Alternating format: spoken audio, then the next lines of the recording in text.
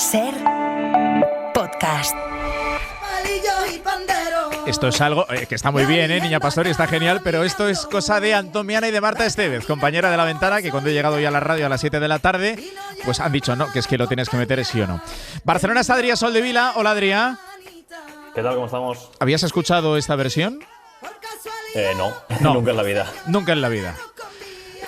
Bueno, tenéis gustos diferentes, como podéis ver, a Antón Viana, Marta Estevez y Adrià Soldevila. Ya, que suene un poquito, hombre, que suene.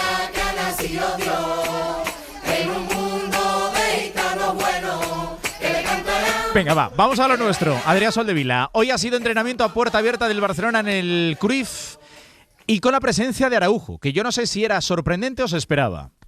No, se esperaba, es la gran noticia del día, y ya lo era en los últimos días, lo iba avanzando Santi Ovalle, que volvía a Araujo después de aproximadamente un mes desconectando por salud mental, no estaba entrenando y ha vuelto a entrenar hoy, justamente el día en el que el Barça ha entrenado a puertas abiertas, el primer equipo masculino y el primer equipo femenino.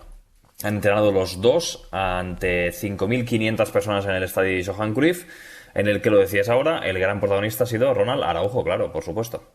No está previsto que vuelva a jugar ya a corto plazo, ¿no? Entiendo. Veremos, no está claro todavía. Es verdad que tiene que ponerse, supongo, un poco más en forma, porque no entrena con el equipo desde hace mucho tiempo. Pero Flick cuenta con él, es evidente, porque con la lesión de Christensen ahora es importante que haya centrales y la vuelta de Araujo pues es una alegría y una noticia importante para el equipo. Y de cara al derbi del sábado 9 de la noche, ese Español-Barça, ¿qué ha preparado el Español que habitualmente no tiene en los fondos? Lo digo para evitar problemas con Joan García. Sí, es de los derbis más calientes de los últimos años, por no decir el más caliente de los últimos años. El Español, por ahora, lo que ha decidido ya es poner unas redes detrás de las porterías para evitar que se lancen objetos a Joan García y pueda jugar tranquilo bajo los palos de Cornellà al Prat. Esto no ha gustado demasiado a una parte de la curva, que es la afición que está en el gol de la izquierda de Cornellà al Prat. Básicamente porque ellos pidieron de hace tiempo que se instalaran unos cables para poder colgar tifos y no les dejaron, y ahora estos cables pues sí que están colgados para poder poner las redes y evitar este lanzamiento de objetos. Sí que te voy a contar que ha habido ya hoy una reunión importante para definir el dispositivo de seguridad. No se ha acabado de definir, pero sí que habrá mañana una reunión definitiva. Hoy ha habido una, mañana habrá otra definitiva para acabar de definir este dispositivo de seguridad, y luego el Español se explicará porque lo que quiere de primeras es que las cosas estén muy claras y que no haya ningún incidente. ¿Qué ha dicho usted al respecto? Ha hablado, ¿no?, el vicepresidente del Barcelona. Sí, en la gala del fútbol catalán esta noche ha hablado el vicepresidente Rafa Yuste sobre esto y está bastante tranquilo. No me preocupa, porque me preocuparía si esto ocurriese, pero estoy convencido que el sentido común de ambas aficiones prevendrá que no ocurra ninguna cosa que pueda llamar a disgusto. Yo espero un derbi de mucha emoción, de mucha carga emocional, y de que cada equipo busque los 3 puntos, y espero que nos lo llevemos nosotros, eso evidentemente. 12:14, saludamos a Silvia Rodríguez, que es presidenta de la Federación Catalana de Peñas del Español. Hola, Silvia. Buenas noches. Hola, buenas noches. Muy buenas noches. ¿Qué le parece la medida adoptada por el Español de colocar estas redes? A ver, supongo que es una manera, una opción más de evitar cualquier problema de lanzamientos al campo de juego. Hemos de pensar que la afición del Español creo que es una afición ejemplar en su ámbito, pero evidentemente hay parte que no puedes controlar. En todas las aficiones y en todos los equipos hay alguien un poco discordante, y es una manera de evitar pues una confrontación o algún problema de lanzamientos al campo. O sea, que le parece una buena decisión.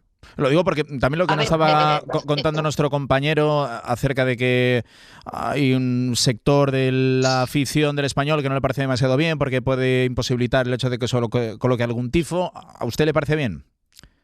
No, yo entiendo la postura de esta parte del campo, pero sí, también se tiene que entender la postura del equipo, del Español, que intenta preservar al máximo cualquier incidente. Hemos de pensar que estamos apercibidos y que a la mínima nos están mirando, estoy segura que nos van a mirar con lupa, y cualquier incidencia puede ocasionar un cierre del campo, que es lo que no deseamos, por supuesto.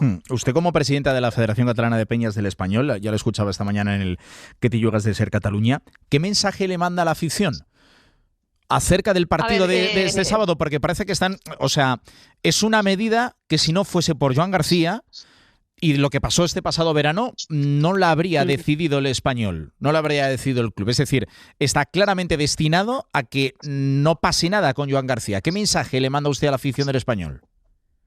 A ver, sobre todo es porque es el jugador portero. Si fuera un delantero o un centrocampista, esto no hubiera sido así. Pero claro, él tiene el área de la portería y está muy exhibido delante de la afición.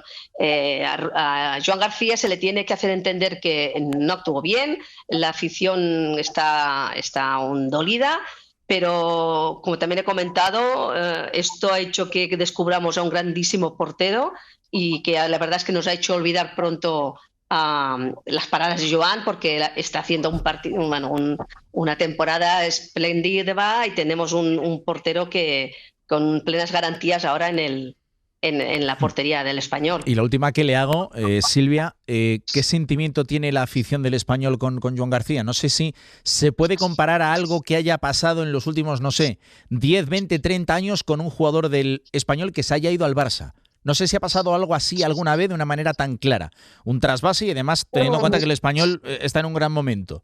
¿Qué sentimiento tenéis? A ver, ha habido mucho tránsito de jugadores entre Español y Barça. El problema ¿A qué es se puede comparar? La manera, dice usted, la manera. La manera de cómo ha marchado. Él tenía claro si tenía que marchar. El último partido de Liga y en el campo no eran necesarios aquellos besos al escudo. Esto es lo que más ha dolido, porque él evidentemente es libre de marcharse del Español y fichar por el club que le dé la gana. Pero aquel sentimiento del beso en el escudo que te hizo sentir que era parte de nuestra y esta manera de cómo marchó es lo que más ha dolido. También hay una parte de la afición que están ya totalmente, que lo han olvidado, que preferirían incluso que ignorarlo en ese sentido. Pero bueno, la afición del Español son muchos y cada uno tiene su sentimiento. Silvia Rodríguez, presidenta de la Federación Catalana de Peñas del Español. Gracias por estar en el larguero. Un saludo. Gracias a vosotros. Un abrazo. Soldevila, ¿algo más desde Barcelona? No. Básicamente, si quieres sí que te cuento una cosa, que es lo de Christensen, sí. Que está de baja y estará de baja durante 3-4 meses. Veremos, su lesión de ligamentos de la rodilla es importante, pero es parcial también, no es muy grave, no es dentro de la gravedad, pues es de la mínima gravedad, porque podía haber sido 10 o 12 meses tranquilamente, finalmente serán 3 o 4. Y de momento, a día de hoy, lo que te voy a contar es que el Barça no tiene decidido si hay relevo o no. No tiene decidido si ficha a alguien o no lo ficha. Con lo cual, por ahora, la Liga sigue a la expectativa de que se le mande el informe para poder tramitar esa baja de larga duración de Christensen, que no se enviará, por cierto, ese informe si no se ficha a nadie. Es decir, si el club decide no fichar a nadie, ese informe a la Liga no valdrá para nada, no se enviará. Te quejarás de lo gusto que estás viviendo los últimos días de 2025 en comparación con los del año pasado con el tema de Dani Olmo, que llegó hasta la Nochevieja. No, y además es que me la comí yo la Nochevieja. O sea, le quieres mandar un mensaje a Jordi Martí, Sique Rodríguez, Lluís Flaqué, que ellos, claro, después está luz en las estrellas, pero esto te lo comiste bien tú, ¿eh? Absolutamente, me comí el tema Dani Olmo hasta las uvas. Te lo juro, fue una cena, recordaré toda la vida esa cena de... ¿Cómo fue la cena de Nochevieja en tu casa, Adrià? Dime la verdad, del año pasado. Colgado al teléfono y al ordenador. fue increíble. Y aquí que estaba de guardia igual Marta Casas o Tony López, que son los clásicos, o Duro, igual estaba uno de esos tres ahí para dar la información en los diferentes programas de deportes. Pues nada, que pases una feliz Nochevieja si no hablamos mañana. Un abrazo, Soldevila. Igualmente. Chao. 12:20. Enseguida estamos con Luis García Tevenet, con el nuevo técnico del Valladolid, pero antes un par de conexiones. En Girona está Nil Solà. Hola, Nil. Bona nit. Hola, ¿qué tal? Bona nit. Hola, buenas noches. Que es un tema que llevas días contando y que me parece muy interesante. Que si bien un extraterrestre que haya estado un año sin saber nada del Barcelona, nada de la Liga Española, y le estamos diciendo que existe la posibilidad real de que Ter Stegen juegue hasta final de temporada en el Girona, nos hubiese dicho. ¿Pero qué ha pasado? Bueno, pues ha pasado una lesión entre medias, un fichaje como el de Joan García. ¿Cómo está la situación ahora mismo y las posibilidades que ves? Mira, vamos a escuchar antes a Mitchell, que hoy en un acto de Catalunya Radio, creo que el que pregunta es Gerard Romero, ha dicho lo siguiente, Mitchell, técnico del Girona. També et sorprèn lo de Ter Stegen, que surti o no? Això dit, no sé. Però a tu t'agradaria, el desig? És un jugador top, no? A tothom le agradaría tener un portero como Ter Stegen. Es un jugador que a todos les agradaría o nos agradaría el hecho de tener un portero como él. ¿Cuál es la situación, aunque todavía queda mucho para que se cierre el mercado de invierno? Neil. A ver, la situación es la de que el Girona desea al futbolista con todas sus fuerzas. Hay que reforzar la portería. Recordemos, Livakovic se marcha. De hecho, ya no ha vuelto de las vacaciones con permiso del club. Se marcha en principio al Dinamo de Zagreb. Es decir, el Girona necesita portero. Gazzaniga no está para nada bien. O sea, el Girona quiere un portero de garantías para competirle la titularidad. Evidentemente, si llega Ter Stegen, no habría duda ninguna. La situación es la de que Ter Stegen tiene un sueldo muy elevado. El Girona no le puede ofrecer para nada ni la mitad de lo que el futbolista cobra en el Barça. Yo creo, por lo que tengo entendido, la información que tengo, que como mucho el Girona le podría pagar 1,5 millones alrededor de esto por estos 6 meses. El tema está en la importancia que le dé Ter Stegen a poder jugar el Mundial. A mí, por lo que me cuentan, Ter Stegen sí que está abierto, tiene abierta la posibilidad del Girona. Es decir, el Girona lo primero que hizo es: no vamos a lanzarnos a por Ter Stegen si él tiene claro que no quiere salir y no quiere venir.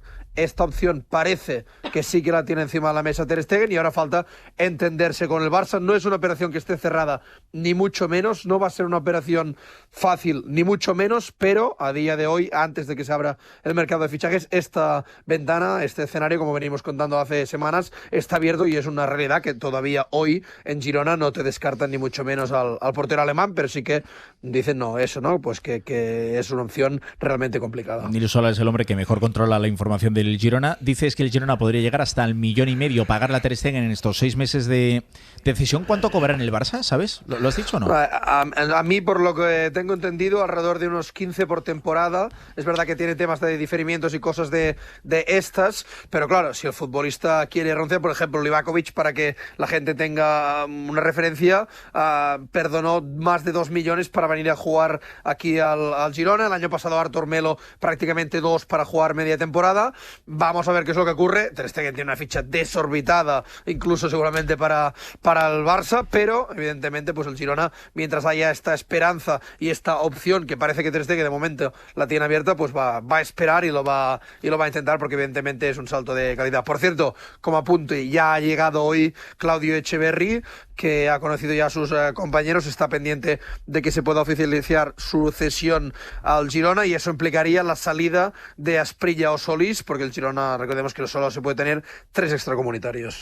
Un abrazo, Nil. Hasta mañana. Un abrazo, buenas noches. Tema que puede dar de sí cuando se abra el mercado durante todo el mes de enero. La opción de que Ter Stegen recale en el Girona. 12:24, Marta Casas. Álvaro Benito, buenas noches. ¿Y a todo esto el Atlético de Madrid qué? Porque esto de los entrenamientos a puerta abierta y demás, claro, es que en el Metropolitano, al igual que en el Bernabéu, no puede haber entrenamiento a puerta abierta. No puede haber entrenamiento a puerta abierta porque tienen lo del... Hay una pista de hielo, On de Ice. patinaje, Eso espectacular en el Metropolitano, que está siendo uno de los eventos en la agenda de los madrileños y de los que vienen en visita a Madrid en estos días, así que por ese motivo no hay un entrenamiento a puerta abierta en el Metropolitano para ver al Atlético de Madrid, que hoy ha regresado ya al trabajo. Se le han acabado las vacaciones a los del Cholo Simeone, con la mente puesta en el primer partido del año, que va a ser en Anoeta contra la Real Sociedad, sin olvidar lo cerca que queda ya la Supercopa. El día 8 ese partido contra el Real Madrid en semifinales, y pendientes de la enfermería.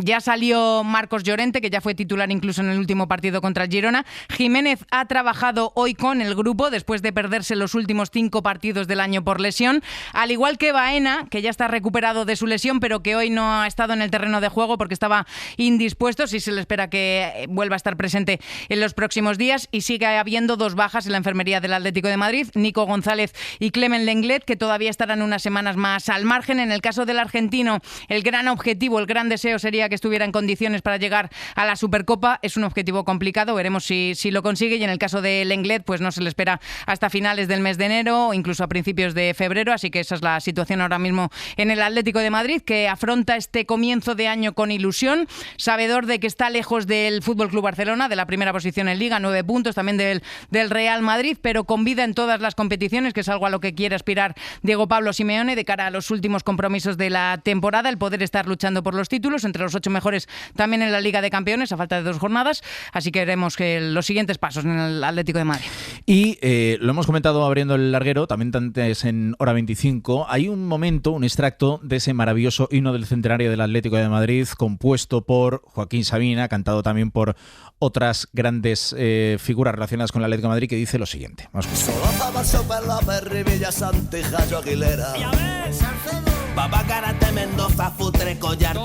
Futre Collar toma delantera. Hemos conocido hace apenas unas horas, Marta, el fallecimiento de uno de los grandes de la historia del Atlético de Madrid. De los más grandes, te diría, de Collar, una de las grandes leyendas del Atlético de Madrid, el futbolista, fíjate Álvaro, que más años portó el brazalete de capitán, 10 temporadas, 3 más que Coque, el segundo, y 4 más que Gavi, que son palabras mayores en la historia del Atlético de Madrid. Fíjate, 14 de septiembre de 1952, cuando firmaba su primer contrato como profesional con el Atlético de Madrid, su sueldo 15.000 pesetas.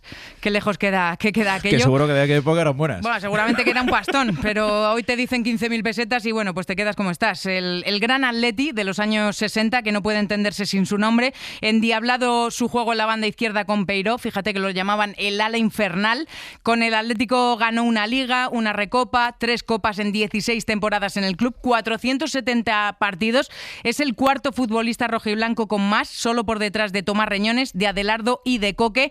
Y este fin de semana, en caso de tener minutos, Antoine Griezmann le va a superar en esa lista de máximos jugadores en más presencias en el Atlético de Madrid. Fue internacional en 16 ocasiones con España, así que descanse en paz, es lo único que podemos decir. Descanse en paz y un abrazo grande para sus familiares. Gracias, Marta. Chao. 12:28. Enseguida estamos con el míster del Valladolid. El larguero, con Álvaro Benito. 12:28. En Valladolid está José Luis Rojí. Hola, Rojí.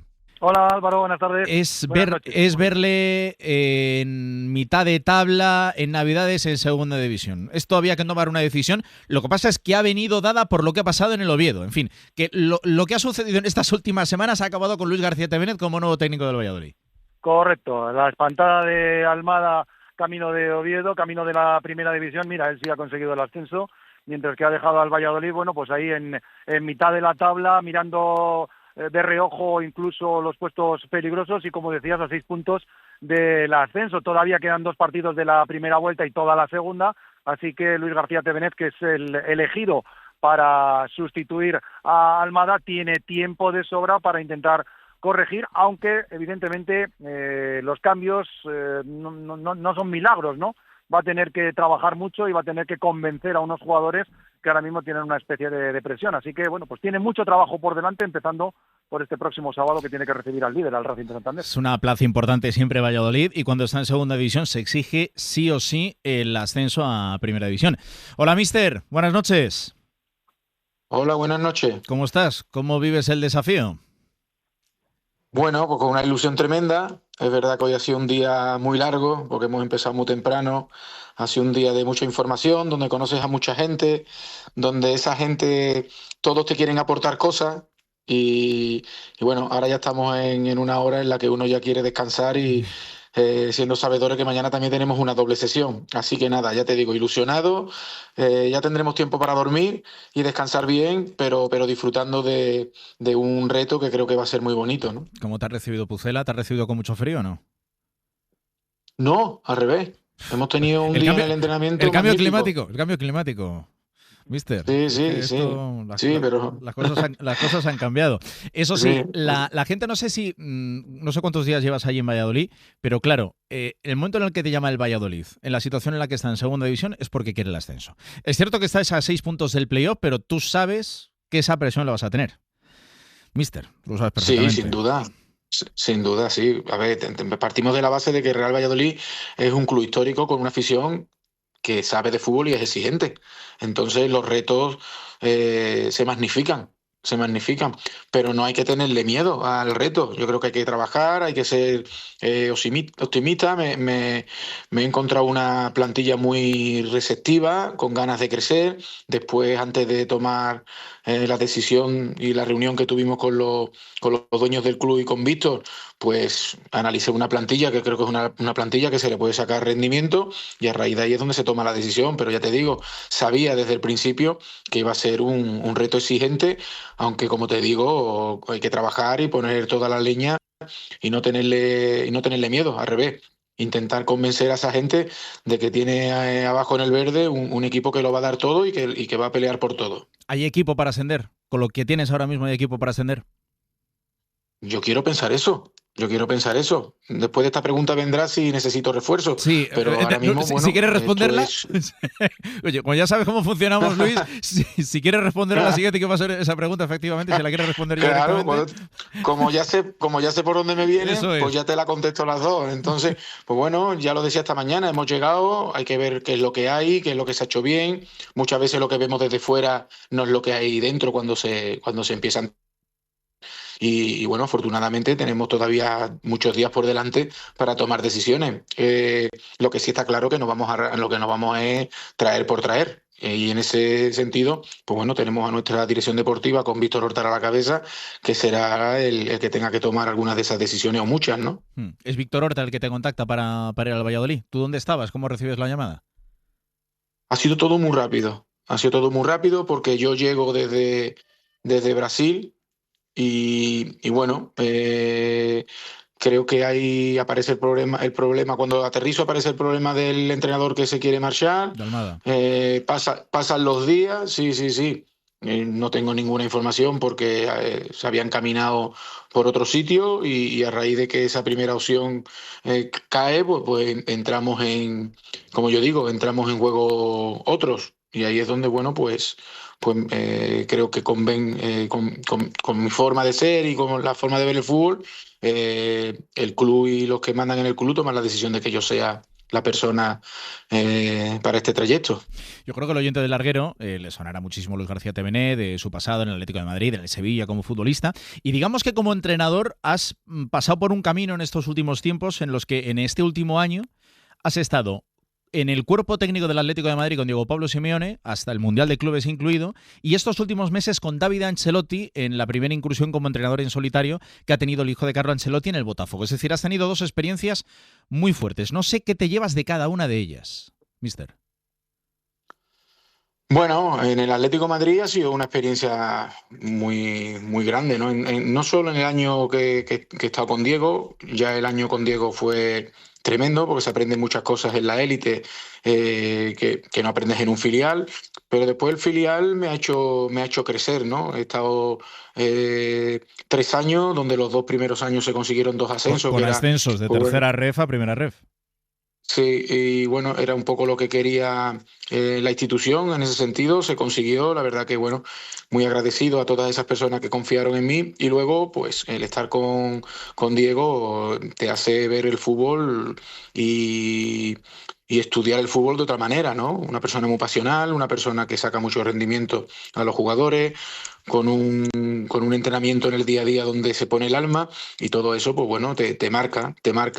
Y después con David, bueno, pasé un poco a lo que es la gestión de un equipo también que ganó la Copa de Libertadores, ¿no? Que fue Botafogo, donde había futbolistas internacionales, donde tienes que controlar un poco esos egos de los que hablamos cuando los futbolistas son top, la manera de encarar los partidos, la manera de preparar al individuo, muchas cosas. La verdad que en estos 2 años no me puedo quejar porque he hecho 2 máster a nivel de segundo entrenador que bueno, que ahora en el librito que yo ya tenía de tantos años de entrenamiento, pues se le añaden nuevas páginas, ¿no? ¿El segundo entrenador es el poli bueno o el poli malo?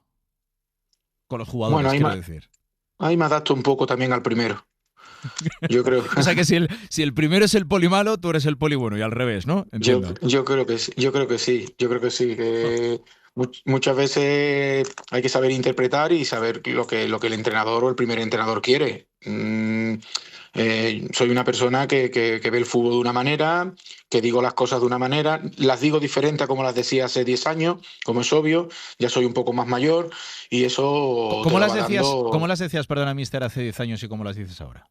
¿Qué diferencia hay?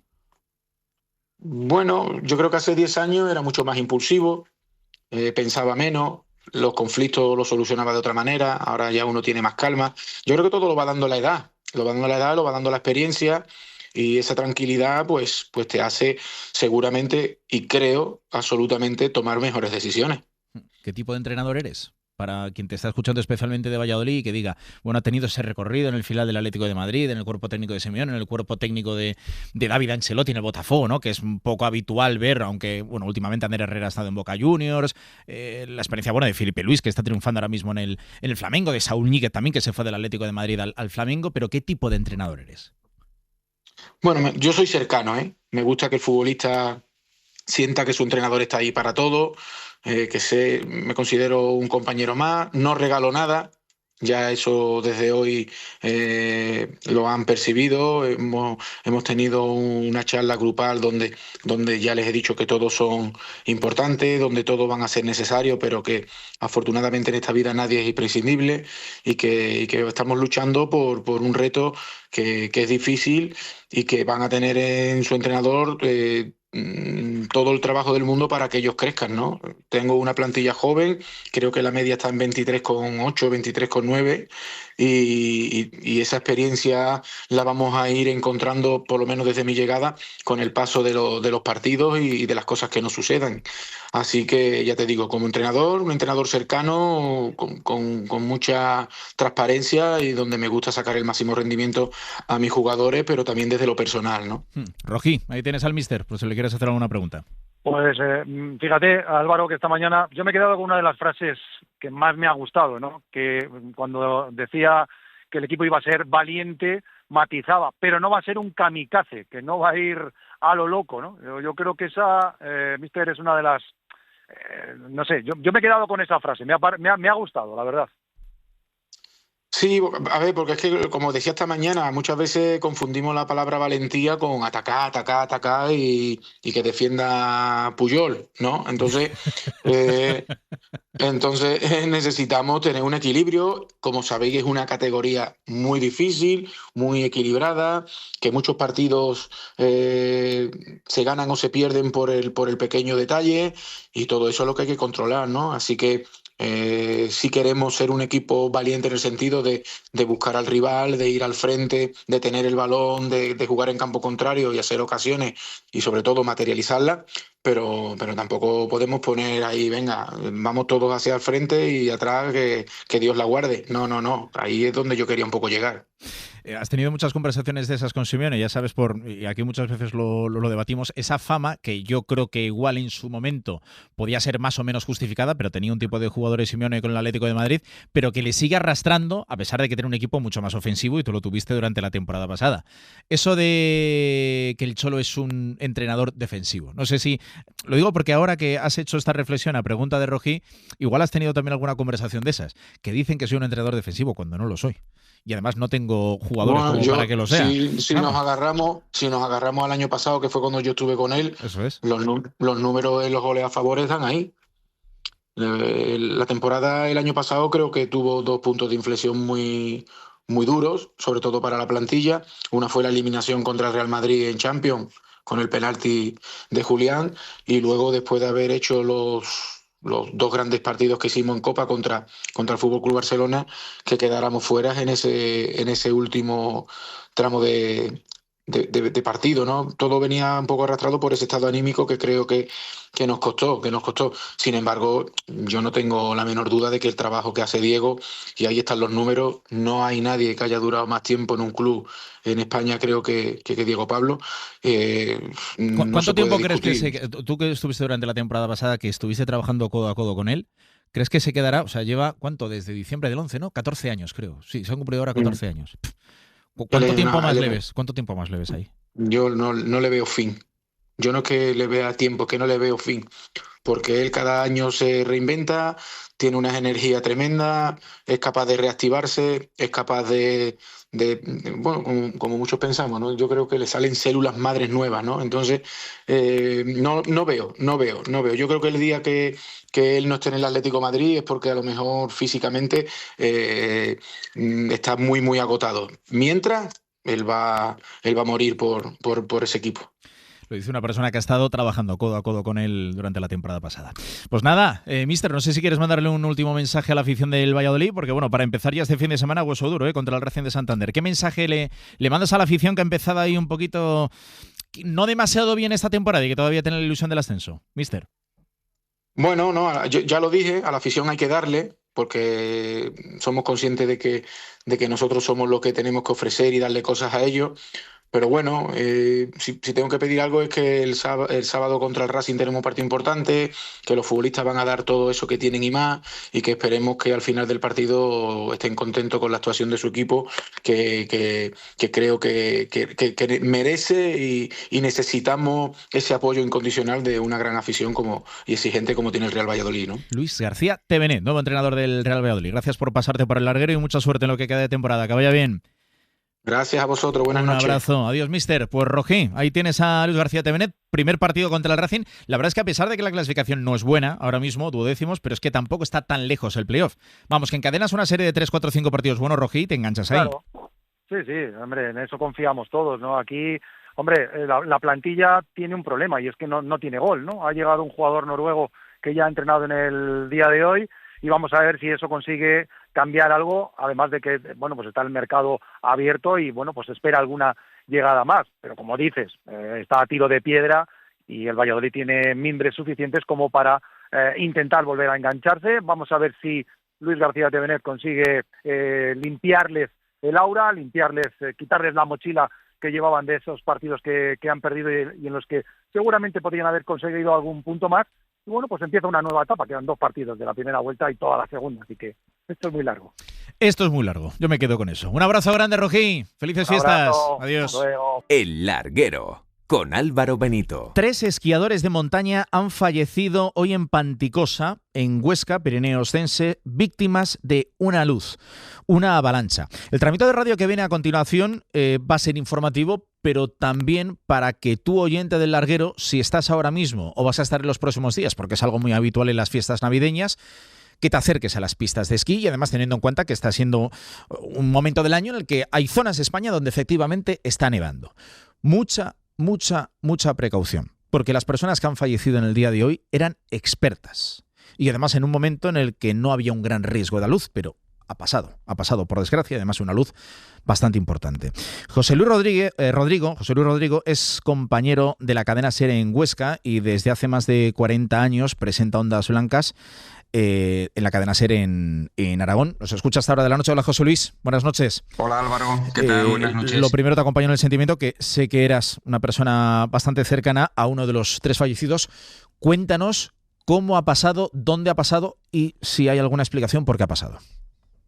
Bueno, pues lo primero es que lo que ha ocurrido es un poco inexplicable, siendo las personas a los que les ha afectado este alud, porque como has dicho, Álvaro, eran muy expertos, los 6, y ellos mismos se hacían las predicciones. De hecho, nosotros desde la radio, con Jorge García Dins, llevábamos 25 años que siempre le preguntábamos los jueves cómo iba a estar la montaña, qué tiempo iba a hacer, qué rutas había que evitar.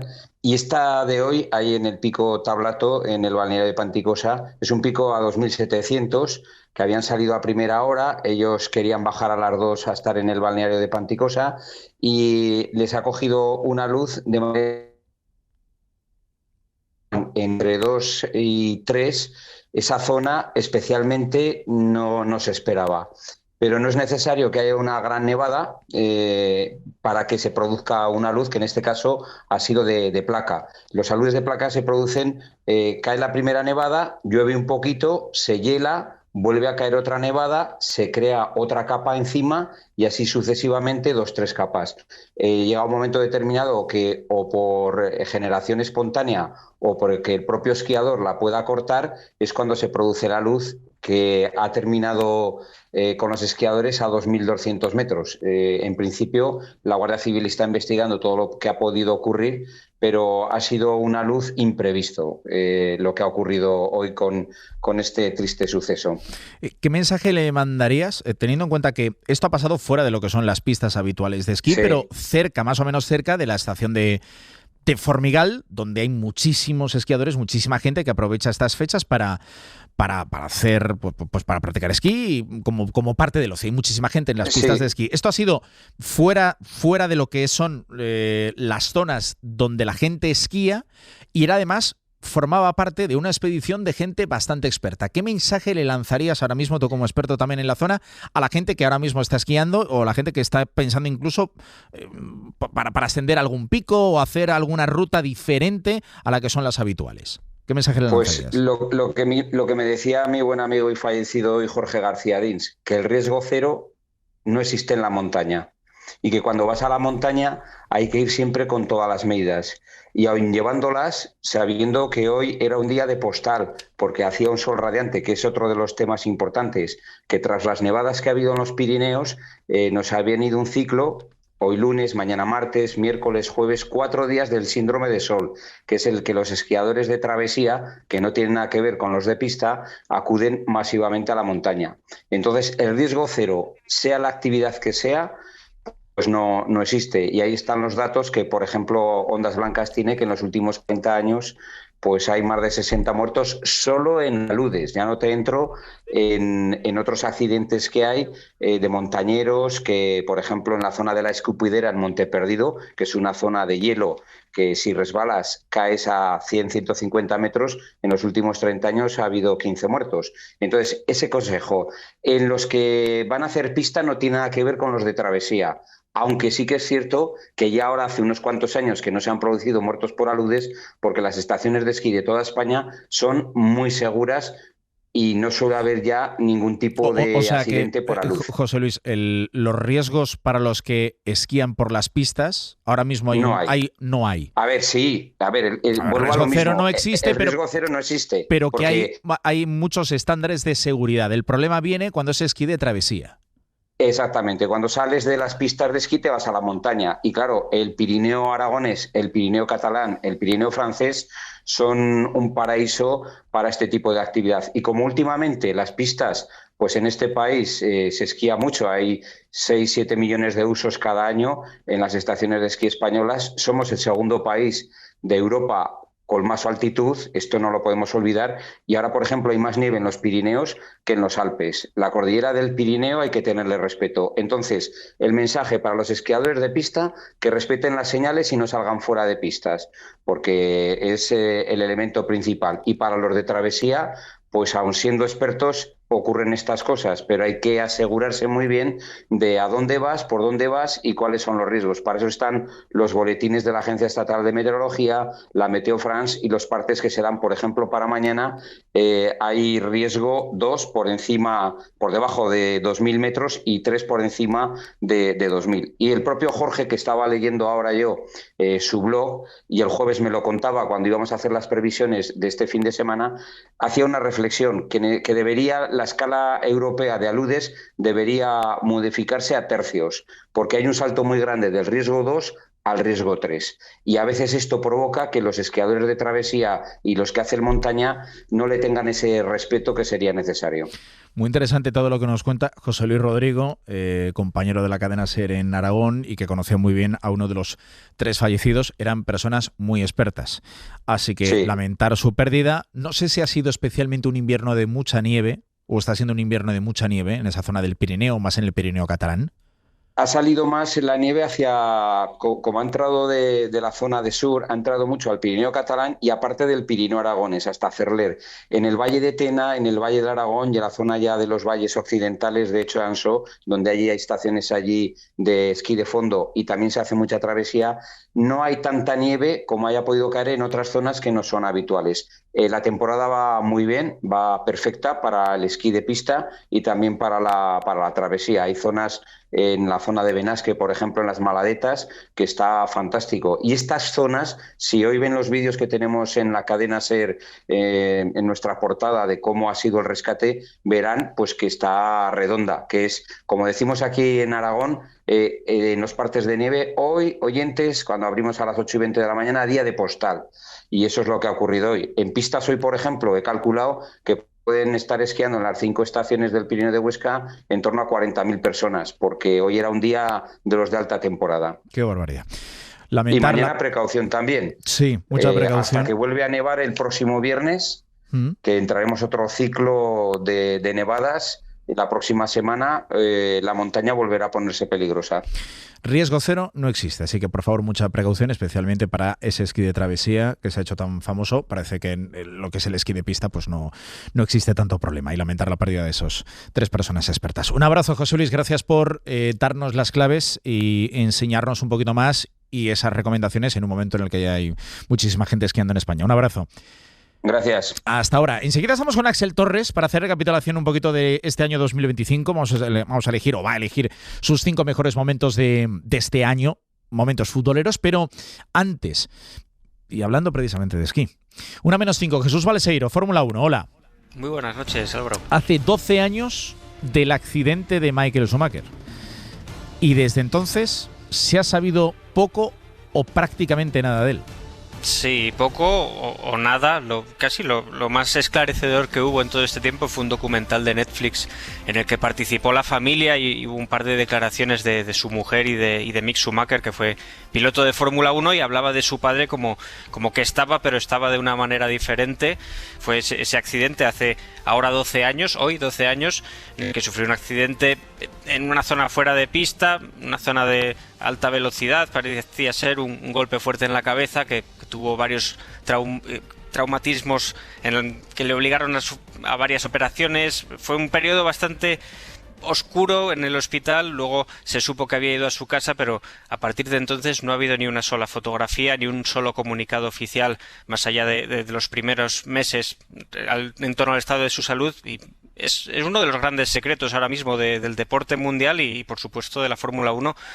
¿Qué tal está? ¿Cómo está Michael Schumacher? Aunque claro, después de 12 años está claro que ¿Se sabe dónde está? Debe ser muy complicada. ¿Se sabe dónde está al menos? Bueno, se entiende que está en la casa familiar que tenían en Suiza, cerca de Lausana, pero ha habido también muchos rumores con esto. Incluso alguna vez se habló de que la familia podía estar en Mallorca, en otra residencia que tenía también la familia Schumacher, pero realmente a ciencia cierta ni siquiera los grandes periódicos alemanes, que hay muchos que son muy dados a los rumores y son tabloides como el Bild, ni siquiera ellos se han atrevido a informar sobre cosas concretas sobre el estado de salud de Michael Schumacher. ¿En el paddock se sigue hablando de él o ya ha pasado tanto tiempo que...? Sí se habla, sí, sobre todo porque hay gente que sí que tiene información de primera mano, como puede ser quienes estuvieron en Ferrari, los grandes jefes de Ferrari en la época de Michael Schumacher, Felipe Massa, que fue su compañero, Montechémolo, Jean Todt, que le ha visitado regularmente. Sí se habla mucho, también durante el tiempo que Mick Schumacher fue piloto de Fórmula 1, pero ya se ha convertido en un elemento más de la idiosincrasia del paddock, lo que se sabe y sobre todo lo que no se sabe de Michael Schumacher. Efectivamente, sobre todo lo que no se sabe. Un abrazo grande, adiós. Para no perderte ningún episodio, síguenos en la aplicación o la web de la SER, Podium Podcast o tu plataforma de audio favorita.